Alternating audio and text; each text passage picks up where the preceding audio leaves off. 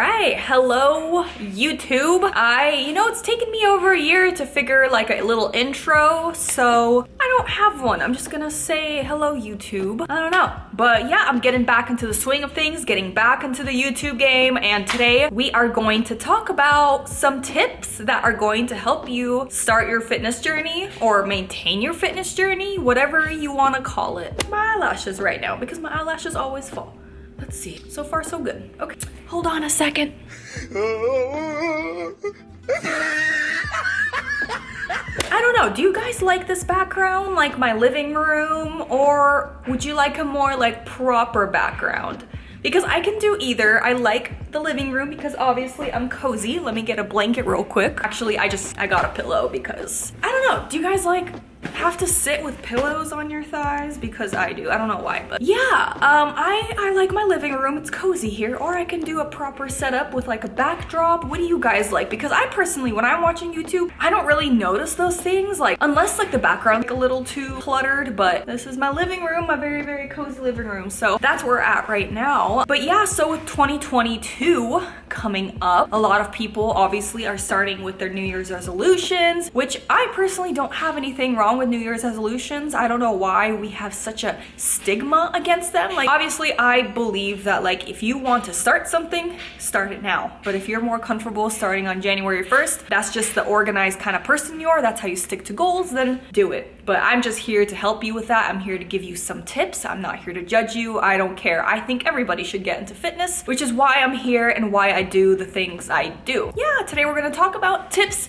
to help you start your fitness journey or fitness lifestyle, healthy lifestyle, whatever you want to call it. So yeah, let's get started. I have my handy dandy journal where I write down all my little ideas. Keeps me organized. So number one, you want to make attainable and realistic goals. So if you are somebody that make these goals for yourself, right? Like, I want to lose 30 pounds. Like, okay, that's cool, but that's not very attainable / realistic. You want to make smaller goals that you know that you can reach. So for example, you can be like, I want to lose 5 pounds this month, which is a very, very realistic number. Honestly, might be a little too high, but if you are starting your fitness journey, then 5 pounds is pretty realistic for your first month. You want to make small goals like that because then you can celebrate those goals. And then you're motivated because you set those goals for yourself and you reached it. Because if you set a goal for yourself, like trying to lose 30 pounds in 1 month, and you don't lose 30 pounds in 1 month, you're not gonna want to continue this fitness journey because this goal that you made, you didn't reach. So now you are, discouraged. So make small goals for yourself. You can do stuff like I said, you can do the 5 pounds in 1 month. You could do, I want to go to the gym 3 times a week. When you start your fitness journey, do not go to the gym 5 to 6 times a week in the beginning because you're not going to stick to it.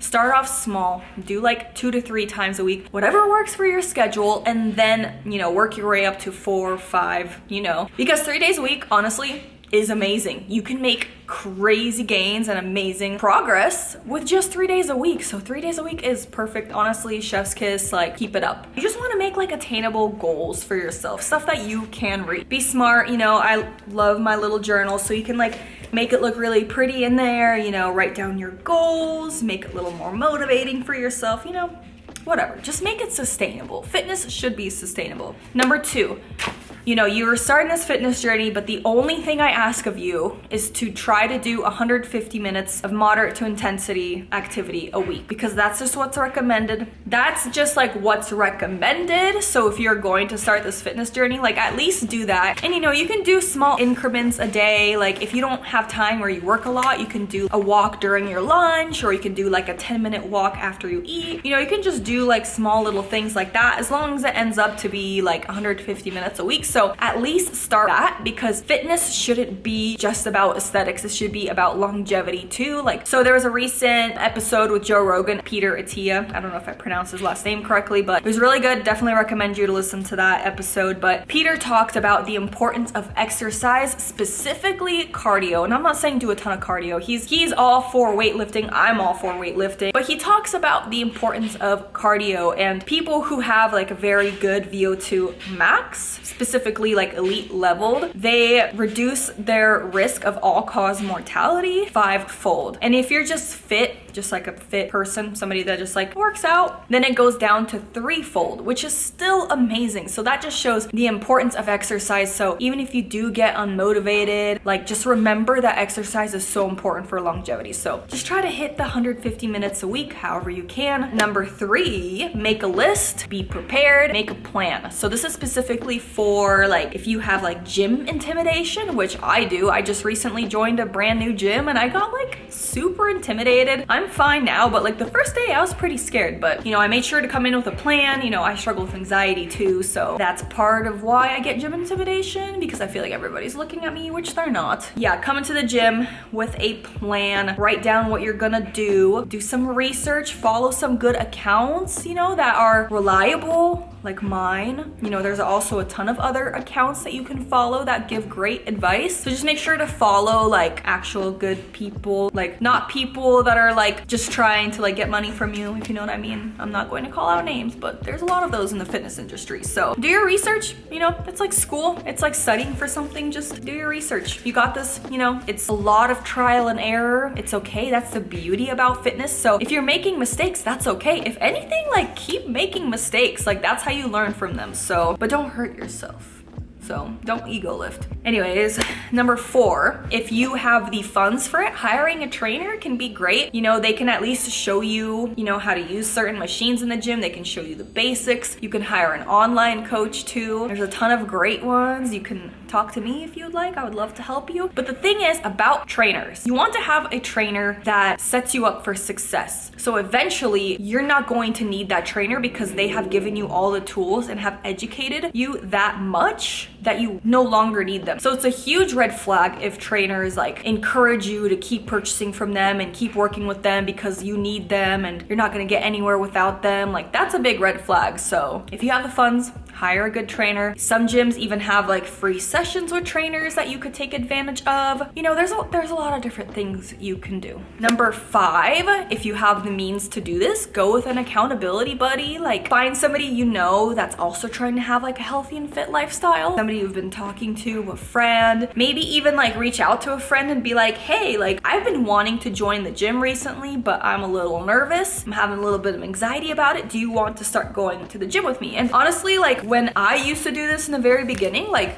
everyone would say yes, like immediately. Even people I didn't even like expect to say yes, they're like, oh yeah, let's go. That's an option. Don't be afraid to ask. You know, also people are a lot nicer in the gym than you think. So don't be afraid of coming up to people and asking for tips. Like it'll help you too, because trust me, people are not mean in the gym. People are there for themselves. They're there because they love fitness, and you know, they're not going to be a jerk to you most of the times. There are some weirdos in the gym, but that's besides the point. Number 6, this isn't really like a tip. It's kind of like more of a statement. Nobody is judging you in the gym. So don't stress out. If you go to the gym and you feel like everybody is staring at you or judging you or, you know, making fun of the exercise that you're doing, they're most likely not. Trust me, like they might be looking around. You guys might make eye contact, but it doesn't mean that they're judging you like for what you're doing. I mean, like when I'm in the gym, I'm focused on myself and so is everybody else. But like most of us are not judging you. And if they are, that's just a reflection of their own crappy character. If people are going out of their way and wasting energy to judge you, they're just really sad people, and you should be happy that you are not in their shoes. That's what I tell myself whenever I feel like I'm being judged in the gym, because, you know, not only are they most likely not, if they are, then it sucks to be them. Number 7, find foods that you actually enjoy, healthy foods that you enjoy. This comes with a lot of like trial and error. There's a lot of like Pinterest recipes that you can follow. There's a ton of YouTube recipes that you can follow. Like just find something that you like. I really enjoy making like spaghetti squash with meat sauce, because spaghetti squash is like, it's a very nutrient dense food. It's lower in carb, which by the way, carbs are not your enemy. You need carbs. But you know, pasta, you know, you can rack up the calories, and I can eat a lot of pastas. If I can just have like a freaking spaghetti squash with a ton of meat sauce on it, I'm good. You can make really cool like protein oats that are really good, smoothie bowls. You can do like protein smoothies. Like there's so many things you can do. I try to share them, but I know there's like a lot of accounts on like TikTok and YouTube that like specialize in that. So you can like just Just go on YouTube and search up like macro-friendly meals. You'll have a ton. Just experiment, find stuff you like. Steer clear from fad diets. I mean, they're called fad diets for a reason. Just stay away from things that talk in absolutes. Like, oh, this is going to get you a flat stomach. This is going to help you with bloat. This is going to make you skinny. Like, just stay away from that. Nobody should ever be talking in absolutes because everybody is different. We should not pick one diet because you should be doing something that you can stick with for your entire life. So just find something you like. Make sure you hit your protein, drink your water, have your fruits and vegetables. And one thing I do have to say about that is with things like greens powders and stuff, even though I do use them myself, make sure that you are consuming fruits and vegetables too before having greens powders, because I'm just a big believer in getting it from the source. You know, having whole foods, like there's tons of ways to make fruits and vegetables taste good, but don't rely on an expensive greens powder. You should be eating whole foods. I mean, I feel like with society nowadays, our palates are so like hypersensitive and we can't even like eat normal foods. So learn to just eat healthy foods. It sucks at first. You will develop a palate for it. Number 8, leave your freaking ego at the door when you do start going to the gym, because a lot of people are going to the gym and trying to lift as heavy as possible, which I mean, I'm doing. I mean, I'm trying to lift as heavy as possible, but with good form.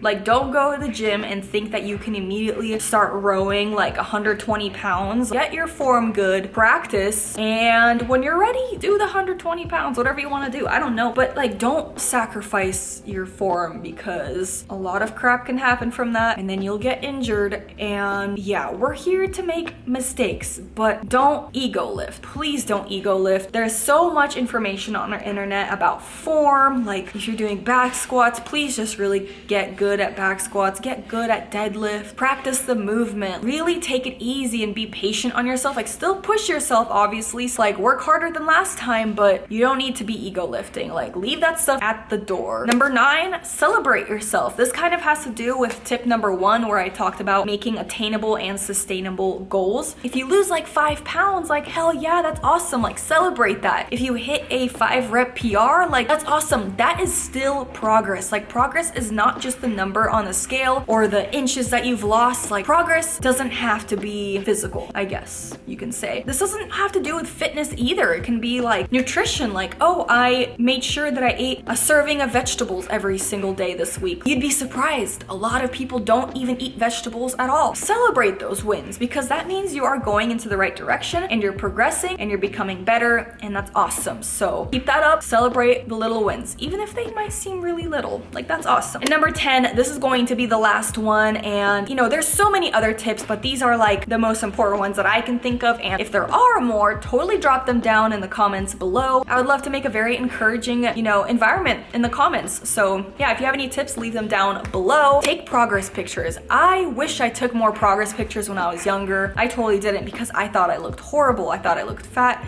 even though I was like 30 pounds lighter than I was now. Now I take a ton of progress, and I have been for the last like couple years, but I used to just not take progress pictures, which sucks. Take those progress pictures, even if you're uncomfortable. You would be so surprised, and just like looking back at them and just seeing like, I freaking did it. I made those attainable and sustainable goals that became bigger goals and bigger goals and bigger goals, and here I am today. So you'd be surprised at how much progress pictures or progress videos can make a difference. Make videos of like your exercises, even if like your form isn't the best. Like, it would be so cool to, you know, look back and see all the progress that you've made and just make yourself even more confident and just feel better about what you're doing. So I hope that helps somebody. You know, 2022 is coming up, and if you have big goals, go and freaking get them. If you want to be healthy and fit, you got this. Just use those tips. Hopefully it helps you. And if you guys have any other suggestions of videos that you want to see, leave them down below too, because I need help figuring out content, I guess. I mean, I have so much content ideas. Like, I know what I want to see, but I'm just curious about what you guys want to see and what you need more help with. So I'd love to help you guys. You make sure to follow my Instagram and TikTok. All right,